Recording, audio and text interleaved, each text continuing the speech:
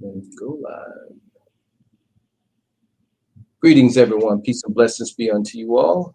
I am Minister Jamie Eatman, and I would like to welcome you to another episode of the On the Rise movement. We always begin with prayer, and today is no different. Let us do so now. Most Holy Father, we most humbly come before you, giving you honor, giving you glory, and giving you praise. And Father, we thank you for surely this is the day that you have made, and we shall rejoice and be glad in it. We thank you for where you brought us from. We thank you to the point that you have brought us to. And we pray that you would give us the strength, the wisdom, knowledge, understanding, and revelation to move forward from this point. And Father, we just pray that whatever you're doing in this season, that we shall be aware. And if we are a part and we have a role, which we all do, let us perform that role confidently. I pray that you will give us an inkling or some idea of what it is that's going on around us, that we might be able to stand, that we might be able to contribute as we are requested, and that it's as it is necessary. That your will be done, that when all is said and done, you will be glorified. We pray that your will be done. We ask these things in the spirit of Christ. Amen, amen, and amen. All right, everyone. Peace and blessings be unto you all. I am Minister Jamie Eatman, and I am on the rise. I am joined by Brother Gregory. Greetings, Brother Gregory. If you can greet our guests. How are y'all doing today? I'm glad y'all tuned in for this episode. We're gonna jump right into it, and we're gonna see if we can get through a few points tonight. That sounds good. So, for those of you who may have watched last week, we had 3, 4, and 5 scheduled. We had a guest, and I guess depending on how you view the program, it was either great, uh, unique, different. My wife says it was interesting. But in any case, this is the On the Rise movement. And On the Rise movement is all about moving as a people. And when you move as a people, that takes all kinds. There's a saying that it takes all kinds of people to make a world. So we want to make sure that as we move forward where everyone can move. There was a thing in the military when you're marching, you always put the small person with the shortest legs up front. And the reason for that was it's not important how quickly you get there. It's important that you get there together. And by having that weak link up front, it kind of slowed down all of those who might have been swift, who might have been strong, but you put the one up front and hope that that one too endures. Endurance is all about endurance. Again, thank you for joining. And I think I've said enough. There's only one other thing I want to share with you all. Remember these words. Listen. There is no time to engage in the luxury of cooling off or to take the tranquilizing drug of gradualism.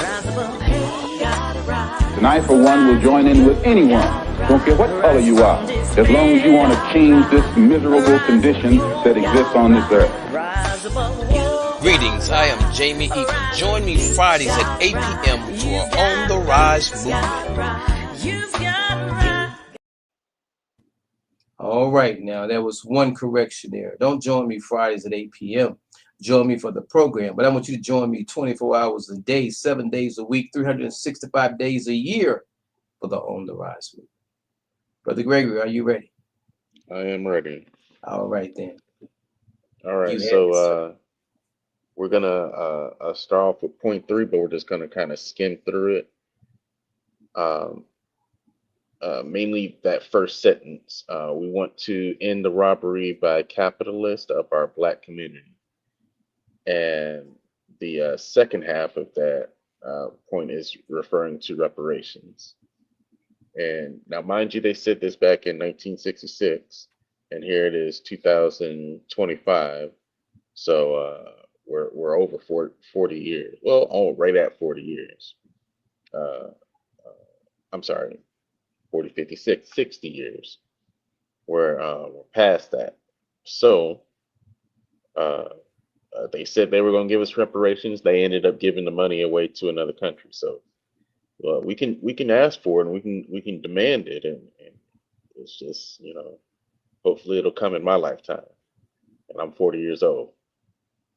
So to the first half of that, we want to end the robbery of the capitalists of our black community. The way we can end that is we stop patronizing everyone that's not in our community. Meaning, instead of buying Louis Vuitton, go to the boutique that's run by the black woman or the black man, or patronize little black boys and girls that have the lemonade stands, or they selling water to you, instead of going inside McDonald's and getting the water and whatever soft drink.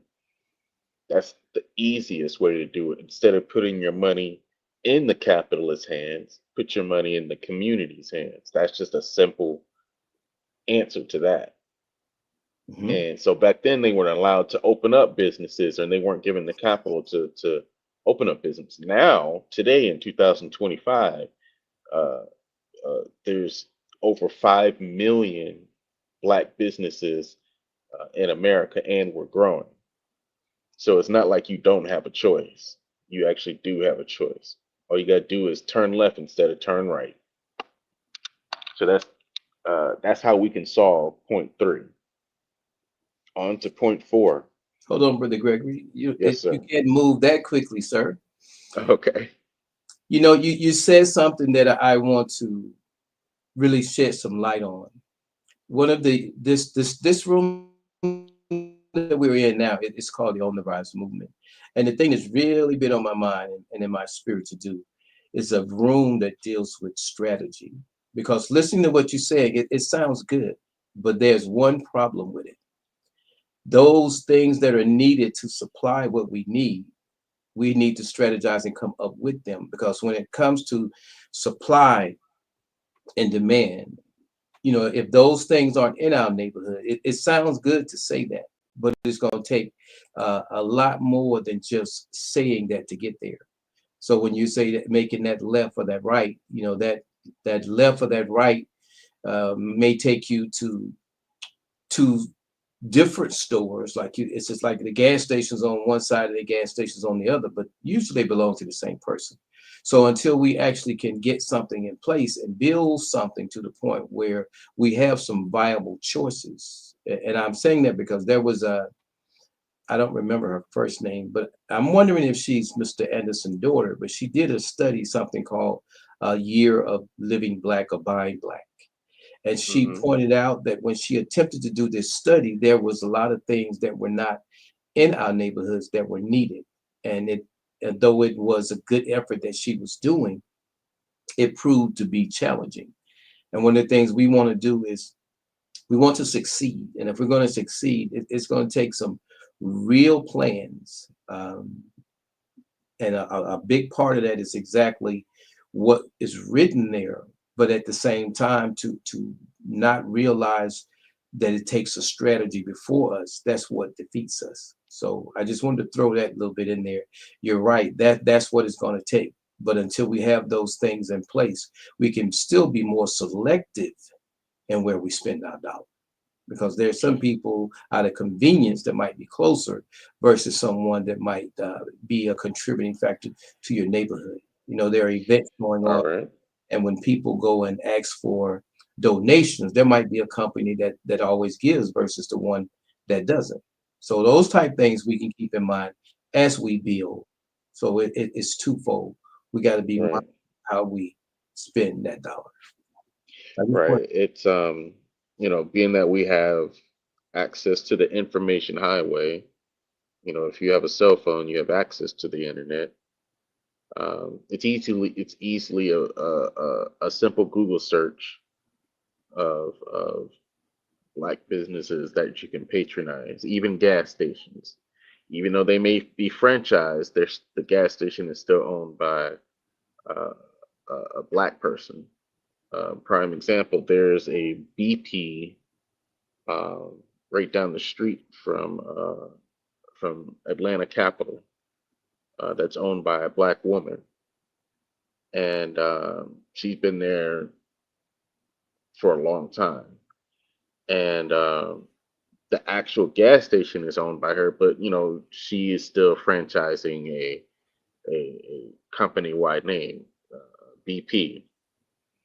So things like, fuel and electricity and water and gas, I can understand. That's we don't have our own yet. Um, but my point being is, there's places that we can go to with a Google search to get the necessities that we need in life and patronize our Black community. Right. And that's a good point. There are. All right. So moving on to point four. Point four says we want decent housing fit for the shelter of human beings. We believe that the white landlords would not give decent housing to our Black community. Then the housing and the land should be made into cooperatives so that our community, with the government's aid, can build and make a decent housing for its people.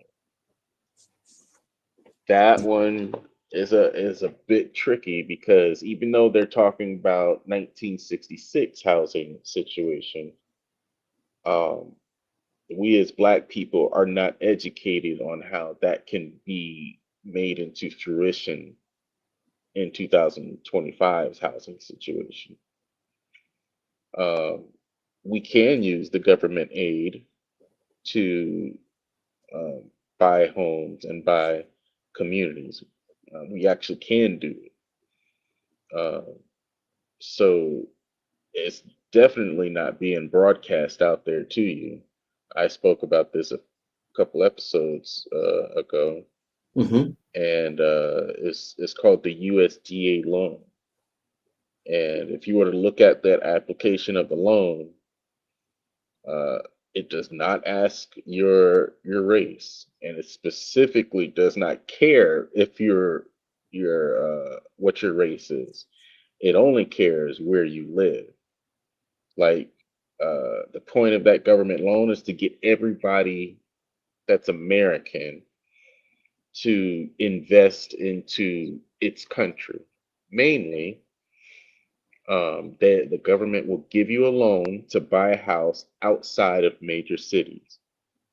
Now, this was created to stop redlining, and redlining is something that happened started way back in the 40s and 50s, and it kind of still continues today with private banks, but the U.S. government has tried to stop that by giving out loans with very minimal effort that you need to qualify for that loan. All you need to do is make $1,500 a month. If you can make $1,500 a month and your expenses don't compromise 75% of that $1,500 a month, meaning not talking about rent because we know how high rent is, but like your other bills, your water, your food, your gas for your car payment. As long as that doesn't exceed $1,500 or 75% of your $1,500, you qualify for that loan. Uh, they want you to buy up all these houses and land that's outside the city because uh, America sits on a lot of land that is unused, that is not being utilized at all. Not even for farming, not even for energy, just sitting there, nothing happening. And I'm not even talking about national forest or anything that's protected. I'm talking about thousands of acres in America, millions of acres in America that is just sitting there waiting to be used. And so uh, the government created this loan so you can build or buy a existing house, um, and it fits your family. Now, mind you, you can't buy a mansion because it won't qualify for that.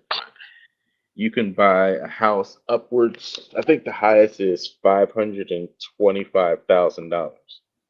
If you ask anybody, that's plenty of money for a house out in the rural parts of America.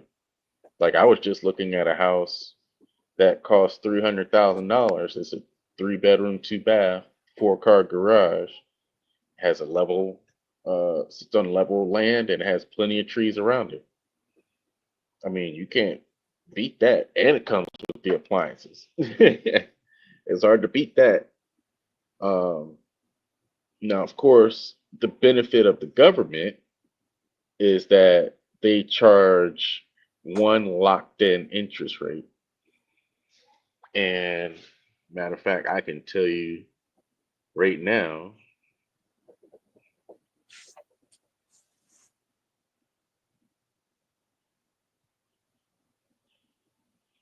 as of today, the current interest rate is 4.28. So 4.28. Mm-hmm. And so, anybody that tells you, 4.28 is on a house loan is kind of on the high side.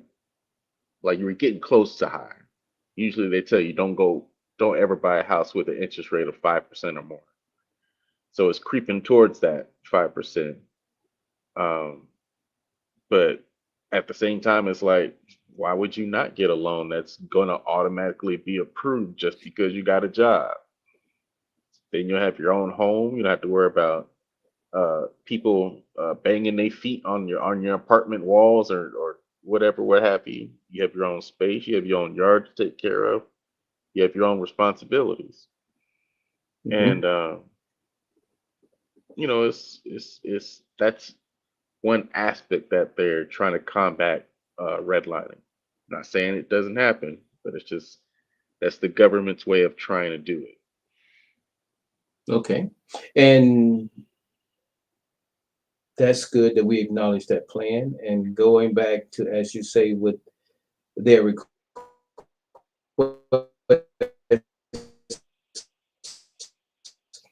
and I think when you mentioned this plan, only people that could qualify, it was limited, right? To the number of people. Well, so you have to be American. Yeah, you have to be an American, and you have to bring in $1,500 a month. No, I It meant the go amount available for the number of people that you said there was only so many they could do a year. That's what I was asking. Oh yes. So when I spoke about it, it was for particularly Georgia because that's what I looked up. For Georgia in 2023, they dispersed $12.5 million throughout the state for everybody that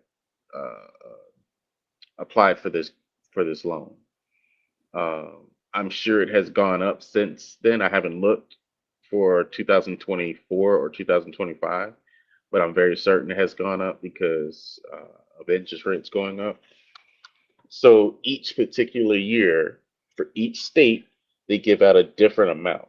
So whatever state you live in, you have to look it up. Well, you don't have to look it up. You can just send in your application and they'll tell you if there's enough money or not. Okay. However, like I said, it's different for different states. And the reason why it's different is based off of population. So if you live in North Dakota, where there's very few people, there's not going to be that much money uh, to spread around, and maybe only 8 million to spread around versus the 12 that's here in Georgia. Because here in Georgia, we have a few more major cities than North Dakota, and so for places like California, where the cost of living is high, it may be 22 million that they sent out. But the same rules still apply. The same rules apply for everyone across the United States. But like I said, it's given out based off of the population of the state. Right. Let me throw something at you, Brother Gregory. I Hmm. was looking at something, I was trying to find it, but it was a document that I was reading, and it actually addressed the fact, I guess, when they went in and looked at this DEI thing and they wanted to justify some of the funds that was being wasted.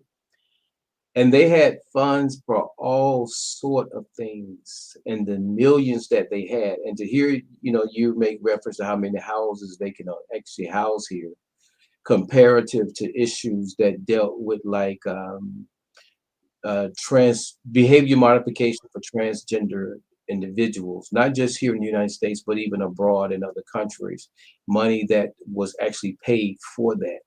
So when I look at, that sounds like a lot of money that you're talking about, but in reality, if you did the numbers on the 300,000, the answer to my question would have been quite clear. That's a small number of houses when we look at the number of people that he was speaking reference to. Sometimes, Hmm. um, if you think about just some food for thought, if we came up with programs where we taught our people to build houses, where we taught them how to do a lot of the things right now that we profess that people coming from Mexico or Mexicans are taking over. It's a skill that they have that you don't that's not very common among us. The place I grew up in, I didn't realize it. I saw it, but I didn't realize the magnitude of it. But the place was small, and it was the black men that left going out with the trucks, with the concrete, with all the things that was necessary to build communities. Hmm. So if you look at it from a perspective of, again, going back to being a strategy and being proactive versus reactive, given the money to build those neighborhoods, you probably build a lot more houses and build even better communities, not just a house for an individual with that money if you allowed it to get into the hands. That's like, Hmm. I think one of the things with Mr. Farrakhan, Nation of Islam, they don't come begging for this and begging for that. They ask for land to build their own. So when you look at it from that perspective there, that's a big difference compared to a government program where they are putting some money into communities, throwing maybe something our way. Can't say that's really the case, but all too often, wherever there's program and wherever there's money, you'll find that a percentage of it will be uh, tagged for the Black community. Now, whether or not it gets there or whether or not it does what it should do, I can't say. But Hmm. the program you mentioned is good, and it does kind of reach toward what they were going for. But as you've heard you mention that when you think about the projects, people call them projects. My wife, said that she wanted to live in Mackenzie Court, which is an area I grew up in, which was considered the projects because the houses were bricked and all of these things. But my question are, and I want your feedback on, is this: when it comes down to speaking of these houses and this dream of owning a big $300,000 or $400,000 house, and you have people that are homeless, do you think we're overlooking something? If just like you're sharing this with the way they did this to kind of meet that demand, but yet they're the people that are homeless still that hadn't been addressed. Right. So um, I completely agree with that sentiment. We do uh, have a situation, especially in populated areas of homelessness. And I've worked with homeless people before. I've volunteered with homeless people before, and it's usually uh, the same general situation. Something happened in their life, and it caused them to either, it's like two or three things happen in their life, and it caused them to become homeless. And what America does not, especially people in Congress, don't seem to understand is that a lot of people in America are only two checks away from being homeless. Meaning, if they lose their job and they don't get another job within 1 week, that second check may not come right away, and then they can't pay their rent. And it's not because, they're horrible with finances. It's not because they're horrible at the job. It's truly because the expense of living from day to day usually outpaces how much they earn from day to day. Hmm. And so, like, I've seen people clip coupons left and right, and they still only have a few dollars left over at the end of each month. Like, I was one of those people. where I became a nerd when it came to clipping coupons. I spent instead of going somewhere or going to the park and relaxing and working on my mental health, I would spend my Saturdays and the Sundays looking at what deal I could find so I can afford to have food in my fridge for the next week or the next month. And it became so normal for me to do this that I had very little of I had no social life because I would spend my weekends worried about what my fridge is going to look like next month, what my bill is going to look like next month, trying to ration out how much water I can use in the shower. I can't take no 30-minute shower. I only can take a 7-minute shower because I'm gonna use such and such amount of water, and I can't afford to pay a high water bill. I can't, if people have to live like that, um, the statistics say that general population are only 2 checks away uh, from becoming homeless. And those 2 checks can be used up from something that happens, like they have to go to the hospital and then they got to pay a $5,000 medical bill, and shoot, that takes up your 2 checks right there. Then you Mm-hmm. done, and then you can't pay rent. And companies, I should say, companies are so hung up on making money. They don't want to hear about people's situation because everybody has a different situation as to why they're homeless. But it all started with something happened in their life that they were so close to being homeless that it only took one little thing to happen and they became homeless. And Right. sort of understanding, instead of understanding that situation and understanding sometimes people just need a break for 2 checks so they can catch their breath. People, work themselves into an early grave or work themselves into a hospital, and people can literally go crazy from worrying about bills. Like it's a literal illness that people um, um, worry themselves into the hospital. They have anxiety attacks. They have depression. They have you know situations where like they don't want to get up and go to work because they're like, well, what's the point? I'm gonna be homeless anyway, so I might as well just be homeless now. And Right. then when you But talk to those homeless people, some find out that it's more relaxing to not worry about bills than to worry about putting a roof over their head. And right, but Brother Gregory, that's normally not the large percentage of the people. Like you said, the grind or the going to work and all this. It's interesting because depending on a person's philosophy, in business, they give you all these motivational speeches. One of the things that's becoming so popular now is coaching. Someone that's going to reaffirm you can do it. Someone's going, no matter how hard it gets. Even this program, when we are here and we're speaking to a person's psyche as well. But there's a lot of moving pieces with that, and that piece we're gonna have to save it for another show. But you're entirely correct. And the reason we're going over these 10 points here is they address some things from the past that if we learn from, it can better equip us to move forward in the future. When we sit down to a meeting or when we start looking at voting for that program that might buy supply houses for, let's say, 30, maybe 50 people, probably at the most.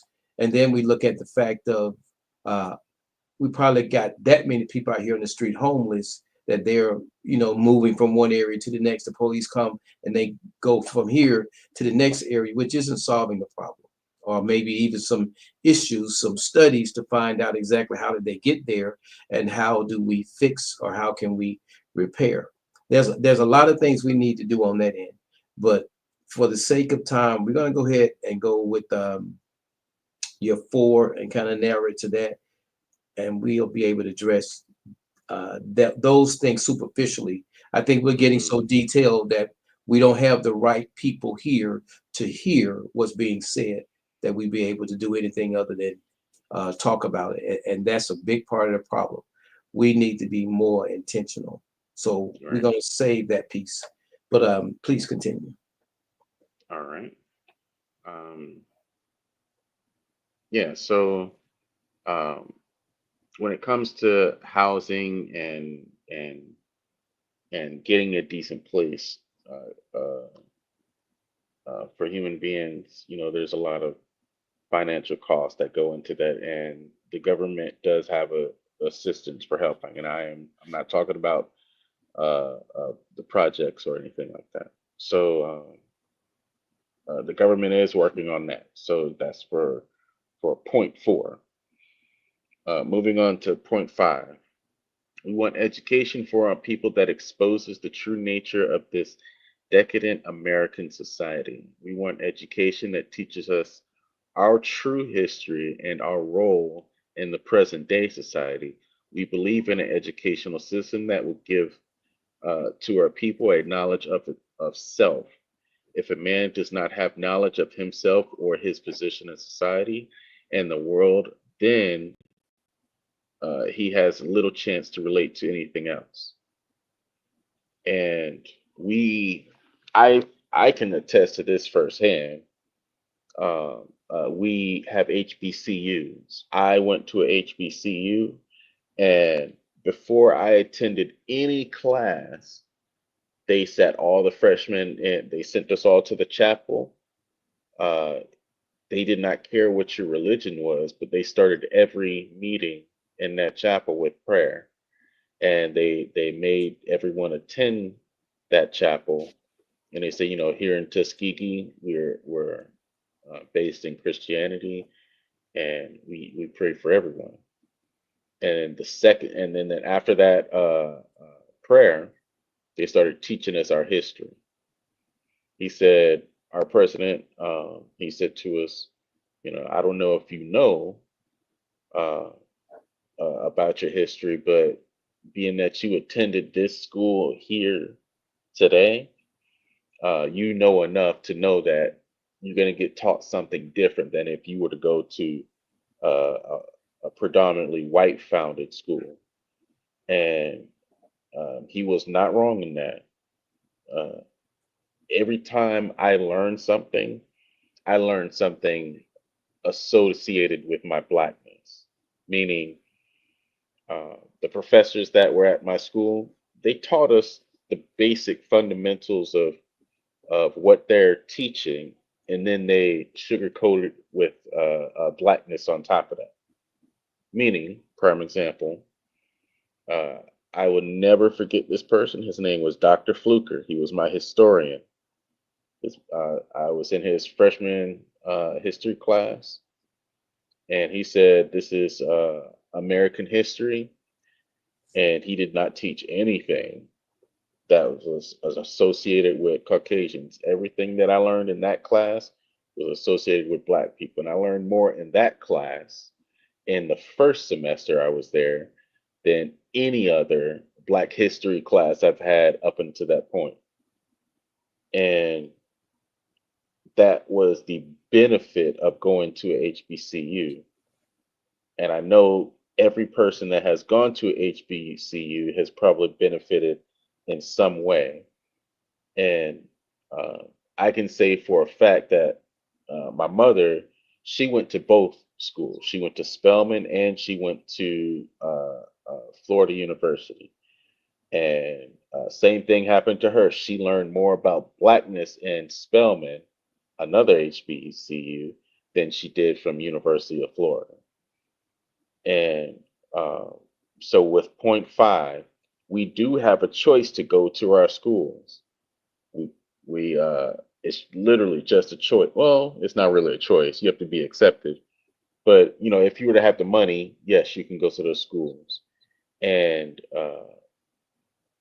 because of DEI and because of my blackness, I got a scholarship on top of my scholarship just because I was black going to a HBCU. And so the federal government, they also give HBCUs money. And I don't know if you've watched the news lately. It's just been recently discovered that some black schools have not been getting what they have been deserved because it's supposed to be spread out evenly to all universities and colleges. But it's just been recently discovered that the government that we cannot trust right now has been shortchanging some HBCUs. So Brother because of the Gregory, internet, yes. when I listen to our program or other programs, this is the comment that it's just like somebody just slammed the brakes. The government that we can't trust right now. I mean, if the connotation is concerning Trump, I can hear that, I can say that. But at the same time, the man just got in the office. Sure, he was in the office before, but it isn't an issue that deals with any one individual. When we start doing that, we miss things right now. When was it to the point where it was any different? I think there was a point maybe when Obama allotted some monies for that, but there were some other things there that it came along with accountability. But I'm Mhm. saying that concerning the schools, just because I want to point out when we place emphasis as though this period right now with the government we can't trust, when have we ever truly been able to trust the government? That's I my no, wife. I completely agree with that. Yes. What you're saying, and you're right. You're absolutely right. When could we ever trust them? And um, yeah, I when I said that statement, it had nothing to do with Trump. It Okay. All was right. I was complete. Yeah, it had nothing to do with Trump. I was talking about Okay. when I said right now, I meant 2025 today. We still Okay. can't trust them. I got you. We on the same page now. I got you. Right. All right. No problem. All right. So point five, referring to education. There wasn't as many HBCUs in 1966 as there were now, as there are now. Meaning they didn't have the money to accept that many students, but we definitely have the option of getting that education from our people. Hmm. So and like I said, point five, they're talking about we need to learn our true history. And I personally feel I haven't been to another school other than Tuskegee, but I can say that from other people's experience, they learn their true history or more of their history when attending an HBCU. All Okay. right, on to point six. Before you go to point six, Brother Gregory, Yes, sir. it's the fact that they learn mainly their history at a HBCU. Is that any different than white people wanting to teach only their history and what is not considered an HBCU? I can tell you it's different because being that I'm a born and raised American, I only learned of my history from my churches and the few Caucasians that felt like Black people have been wrongly done this entire time. I have Right. it was not in the curriculum for us to learn about Black history, even though we literally have built America, literally, Hmm. and but it's not in the curriculum for us to learn. So the few Caucasian teachers that understood this when our 28 days came around, they would teach us and teach everyone about Black history. And it's sad to say that I know for a fact one of them got fired because of it. Because it wasn't until recently, like in probably the last 20 or 30 years, that uh, it was illegal to teach about Black history. It was illegal. Like in my lifetime in the 90s, it was illegal to teach about Black history. That's a horrible fact. And uh, I think they made it legal like back in the 70s or 80s, but each state had its own set of rules. And I lived in a southern state in Georgia. So my teachers, if they taught us Black history, it was a risk. Mm-hmm. And sure enough, one of them did get fired. But she went on to do greater things. But Um, okay, I get what you're saying, Brother Greg, but my question is twofold. See, some might look at it as why this black man asking this question. I'm asking this question because one of the things that's a problem now is the teaching of history. And if you're going to teach history and you want to call it Black history, you immediately trigger a response from someone that's not Black. So it's the objective to learn history, and we have a problem where our history is not taught, or is the objective that we want our history taught? Do we want history taught truthfully, or do we want Black history taught?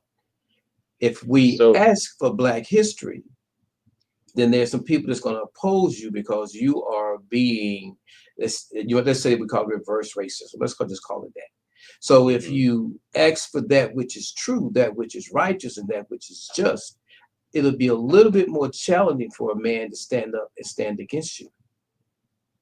Does All that make right. sense? So yeah. So to answer that question, the simple fact is it's all history, all of it, white, Black, Asian, brown. It's Correct. all history.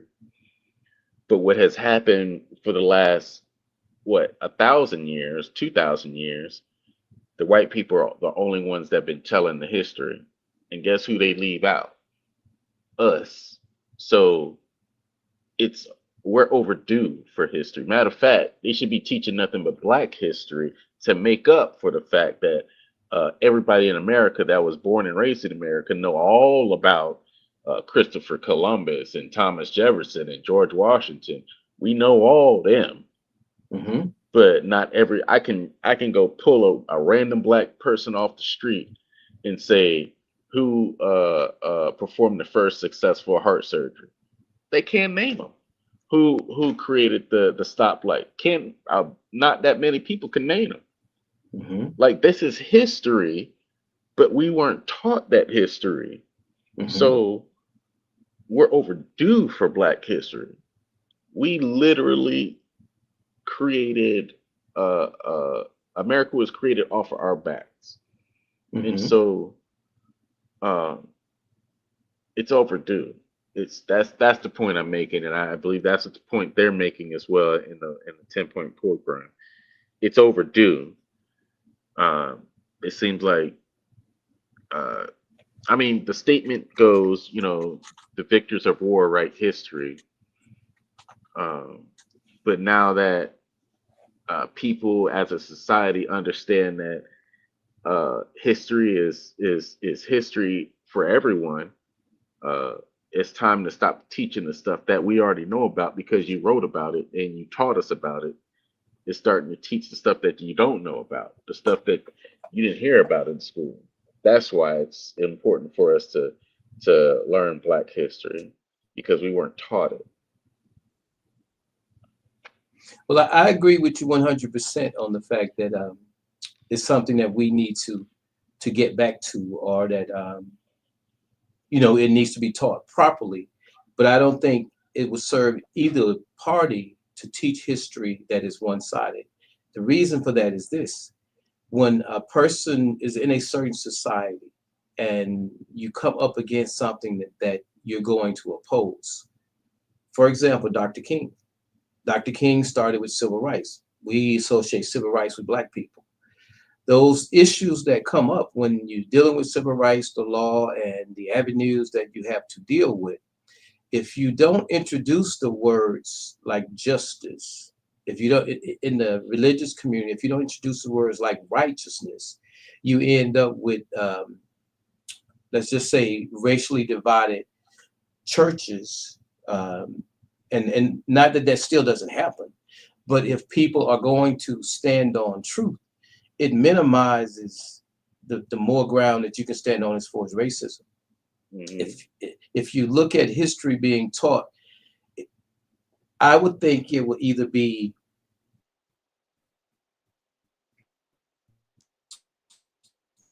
am I addressing the lie? Am I addressing the exception? Because when you look at the history, if it was created on the back of white people, there had to been somebody there pushing them, or somebody there that kept them in that subordinate role. So how can you tell me about that role without telling me about who it was that kept me there? Or how can you tell about how you built America and America got so rich without telling me why America got rich?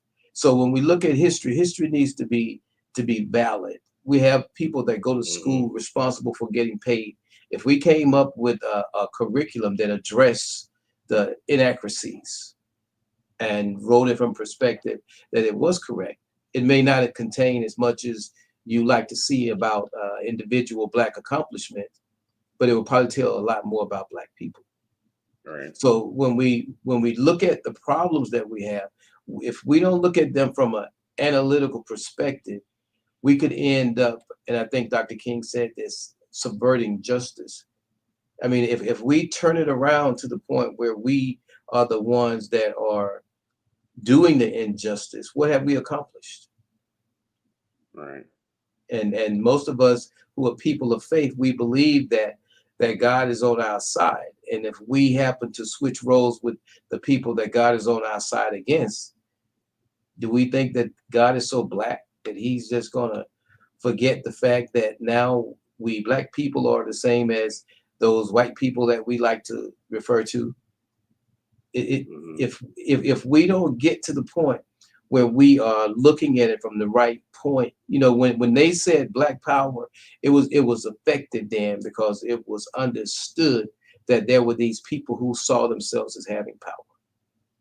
Those people were challenged. But today, if we're going to come back and want to just do our thing, I know James Brown probably says that. Let me do my thing, something like that. But Right. in any case, we got to be aware of what we're up against, because today, when we're coming up against a cunning enemy that has been as subtle as they have been, you know, I think Malcolm X said it this way. Down in the South, he compared them to wolves, but up north, he compared them to foxes. So whether you're dealing with a fox or a wolf, you need to know how Hmm. to hunt. And when we encounter them, we don't need to be afraid of either, because we know that we are fit for battle or equipped for battle. Too many things that we stand for and ask for are the same things that are used to validate taking something from us. Injustice, until it's really seen as injustice, there are going to be people that will oppose you and believe in what you believe for, Hmm. because of the manner in which you're trying to get is presented. So I Right. just want to add that. Right. Right. I definitely agree with that. It's all history, and you know, uh, it wasn't until what 1960 something that the first history book had mentioned slavery. Didn't even teach the history, just mentioned it. Mhm. And it wasn't until later that they started telling the story of Black history. I have a And question for so, you, Brother Greg. Question for you. yes. As you said that this is what triggered for me. Now, when they say it wasn't until then that the first history book, do you think that during the time when there was desegregate or segregation, do you think history was not being taught? Black history. It wasn't being taught to everyone. I can tell Correct. you that. It You, wasn't you're being taught you're to you're everyone. entirely correct. The only people that knew Black history were Black people. Right. And they didn't even know but so much, because that's why our historians came to the forefront when they started writing books about how we, uh, all the images, that's us. There were certain things that we didn't know. We had certain history. We had that thing that moved us as far as beings and gave us that confidence. No, we're more than just slaves. That our history has been kind of progressive, but when we started seeing those individuals that had got that education, had gone to Egypt and began to make those type ties, Hmm. that's when history really became prevalent and relevant. So when you say the Right. 60s, maybe that would be correct. But I added that because we were taught, and when people taught us that lived history, they taught us history. If Hmm. and you may not have been in that time frame, but when I was going to school, I can remember in my high school year, I was in the last class uh, of Druid High School, which was the school that all the people had gone to and graduated from before me. And I was in the first class of Central High School, which all the people would come behind me. So to be at that point and know kind of what it was before, even though I, wasn't as mature as I am to fully grasp it, as I look back on it, I understand it now. So when we talk about history and what's being taught, that coming together and that date, like all this happened supposedly around the 60s when it was allocated to do so. So you're right. That's why if we follow certain things, we'll see the difference we made. We Right. made that happen. Right. All Just wanted to right. throw that in there. No, it's definitely a good point. All right. We talked about point five, and point six is controversial. It says we want all black men to be exempt from military service. We believe that black people should not be forced to fight in the military service to defend a racist government that does not protect us. We will not fight or kill other people of color in the world who, like black people, are being victimized by the white racist government of America. We will protect ourselves from the force and violence of racist police and the racist military by whatever means necessary. Okay. The, re- And the reason why I said that was controversial is because of how the military treats African Americans or people of color, period, today. okay, I like what you said about that being controversial, and it's beyond controversial, but it definitely needs some addressing. And because we only have 8 minutes left, I don't even want to start that. If it's okay, let's do the after action review of the previous topics, and we'll save that Yes. one because I think that topic there is one that's going to be very interesting. We have know some history on it. We've had some things that happened before, but anyway, we're gonna save that one. So if Hmm. you'll leave the after action on the previous ones, I'll Yes. join in. Okay. All right. So we briefly discussed point three, referring to capitalism and reparations, and we talked about how we can patronize our black community so the capitalists of this country won't take advantage of them, and we can build our community with that by doing so. Point four, we talked about housing and how we could obtain housing and what the government is doing to try to eliminate redlining, emphasis on the word try. And we talked about how we can overcome that, and there's different strategies that we can push forward as far as learning finances, learning how to grow your income, learning how to uh, keep your income, and learning how to circulate your income in your community. Right. And point five, we talked about education.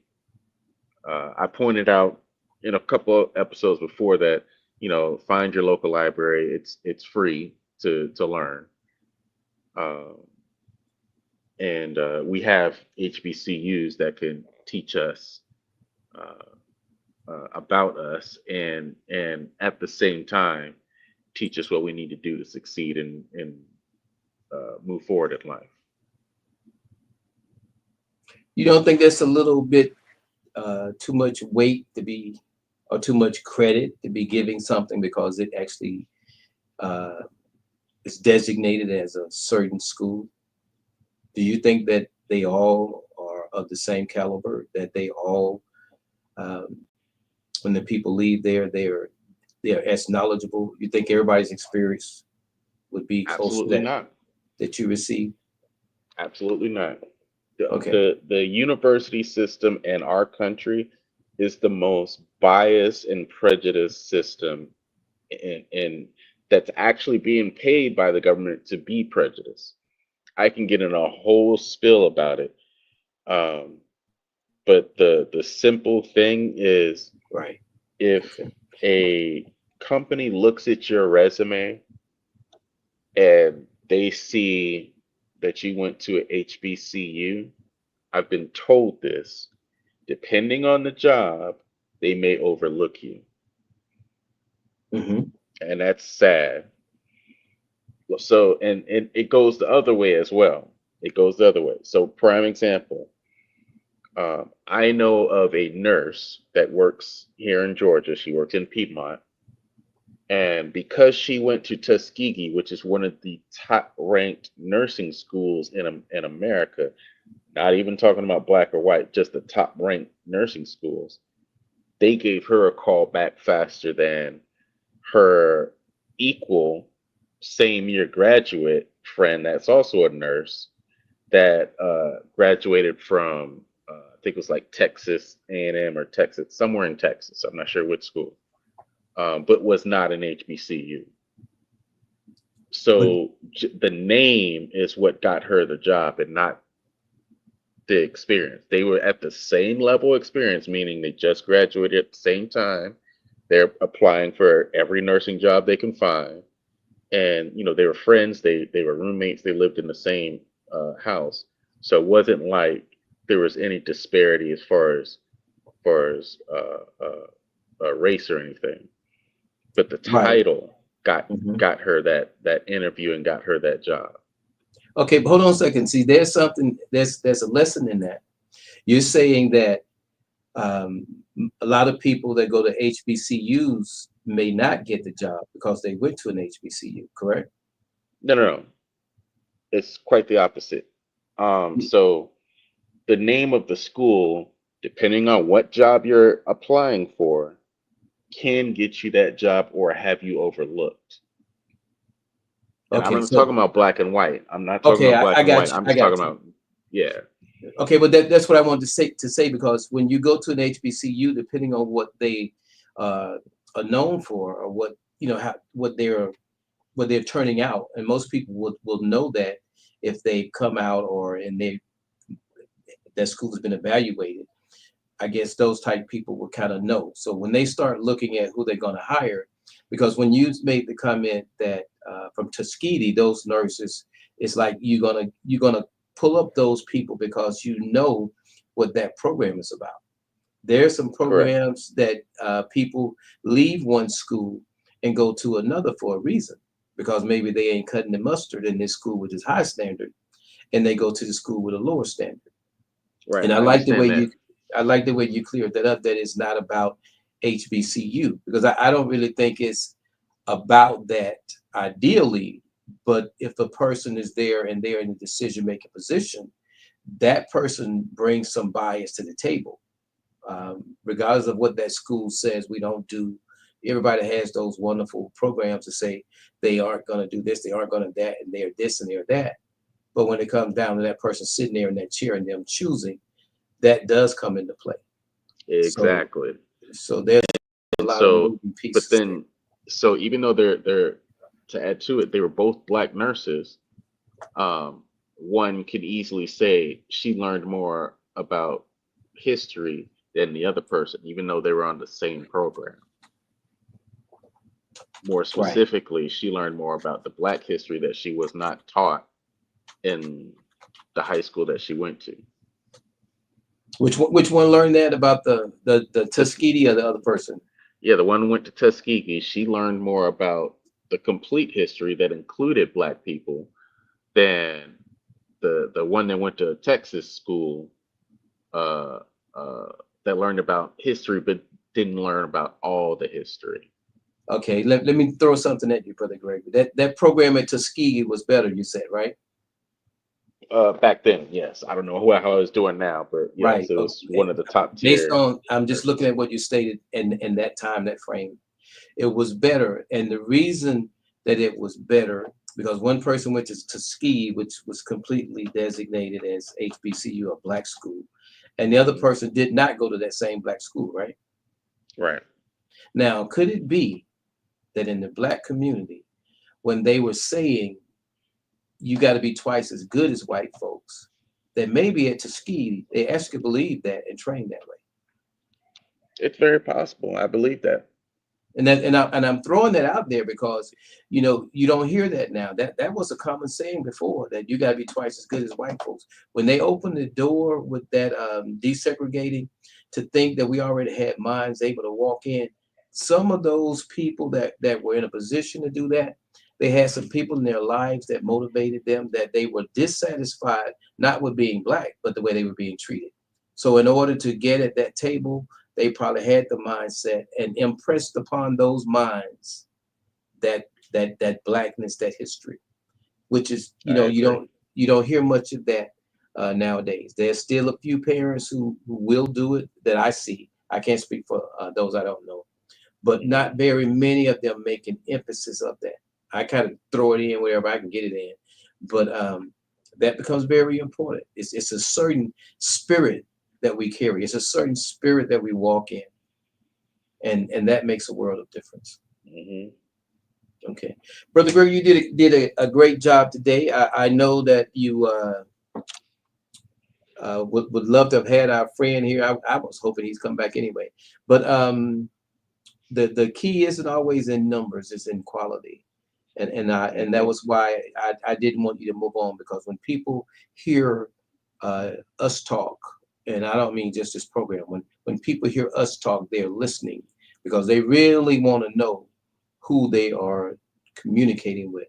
And people don't know who they're dealing with until, believe it or not, we open our mouths. Right. So that's why I wanted to make sure that we came back to a couple of those things. So at this moment, we want to thank you all for joining us, and hope that you all will join us again on Friday. But prior to Fridays, we have our Wednesdays program. And Lady Antoinette has been writing in the room. Let's go back here and see what she said. She says in the past they weren't called HBCUs. Thank you, Lady Antoinette. And she says we were taught his story. And Oh, she's referring to uh, uh, I forgot who wrote that poem. I think his last name was Heron or Heron. okay, He was one of the first original rappers.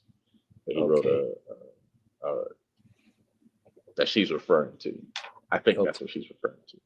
And it probably is. And then she says we were taught his story instead of our story. Now that's an interesting comment. So, Lady Antoinette, we probably have to get Yeah. you on here. And then she goes on to say, when I made the comment about, yeah, I want to do my thing. That's James Brown. And she said we were taught Black history only during Black History Month. So she went The to, shortest month. right. Now, was that at the, Lady Antoinette, was that at the Black College, or was that just doing school that we were only taught Black History Month? I'm curious because Brother Gregory, um, basically, they didn't even need a course called history. They were teaching it anyway. Correct, Brother Gregory? Mm. Right. When I was in Tuskegee, it was all a part of history. Right, right. I got you. Lady Antoinette must not be there to answer that. Okay, but in any case, thank you all for your hanging around with us. Lady Antoinette, we thank you for your contributions from our communication room. And it's been a good program. Um, and if you all haven't noticed, I try to be broad in my thinking I do that for a reason, because people tend to want to dismiss you on the narrower issues. So the broader you can think, you listen that way, and you can then deal with them and take them to the narrower issues versus them trying to dismiss you on them.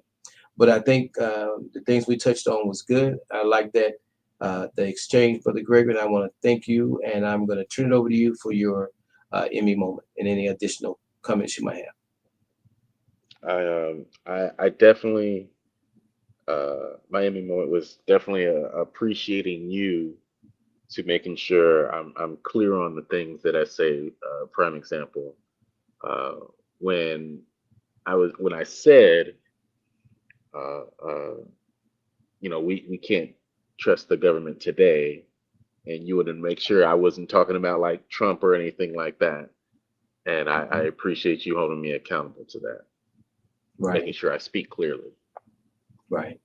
And the beauty of that is what you came back and said when you cleared it up, because people would give a lot more merit to that statement. They know that you aren't blinded, or as they say, they know you're not asleep. They know what they say for the record, they know you woke. Okay. Yeah, yeah. So that it's good that we went back with that, because that put a whole new spin on it.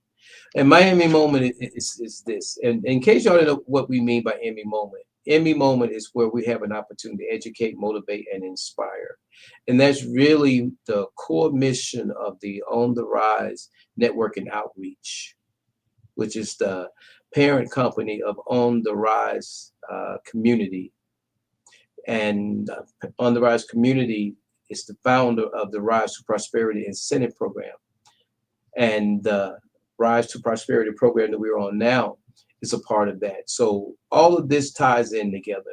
If you all will take anything from what my Emmy moment says, if you will rise to the occasion, as we look at history, these points that we're talking about came as a result near during the same time frame we talking about Malcolm X and Martin Luther King in. We're talking about the loss of those two. We're talking about someone who rose to the occasion and some of the points that they brought, made, put in position, and how far they actually were able to go with them. And we're looking at them from this perspective because today there's a baton, and we can either say we have it and we're lying. We can say we have it and we do. But either way it goes, there's a race before us. And the words of Dr. King says, he who gets behind in a race must forever remain behind or run faster than the man in front. And if you don't know your history, you are apt to repeat it. It's very important. I want to thank you all for joining us, and I look forward to seeing you all on Wednesday. As I stated, Lady Antoinette has a program, and I am her co-host. Greetings, peace and blessings. You're invited to Rise to Prosperity, Wednesday evenings at 8 p.m. I, Lady Antoinette, and my co-host, Minister Jamie Eatman, would love for you to join us, our panelists, and our conversation room guests Wednesday evenings at 8 p.m. as we rise to prosperity.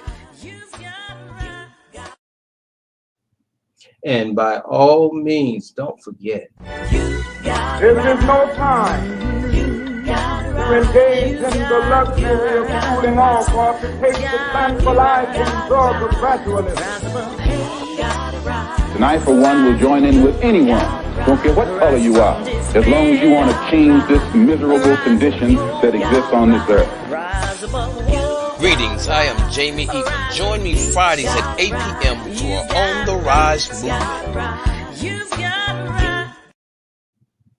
And that y'all notice that common theme song? It's called You Gotta Rise. Thank you all for joining us. Peace and blessings be unto you all. Until the next.